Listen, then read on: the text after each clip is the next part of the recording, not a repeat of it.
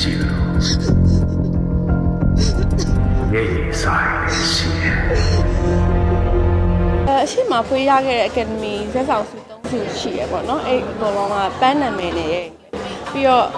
အကုန်လုံးက heavy item တွေများတယ်ပေါ့နော်လက်ပံပဲဖြစ်ဖြစ်ကျမနေဒီပါမောင်ပဲဖြစ်ဖြစ်ရွှေကြပဲဖြစ်အခုဒီကန်းခွန်ဒီမှာကျတော့ဖွေး item ပပလေးနဲ့အဲ့လိုမျိုးအကုန်လုံးကဟို heavy မကြိုက်တဲ့ break သက်အတွက်ပေါ့နော်အဲ့လိုပပလေးနဲ့ပဲဒီသွားထားပေါ့နော်ဒီဆိုင်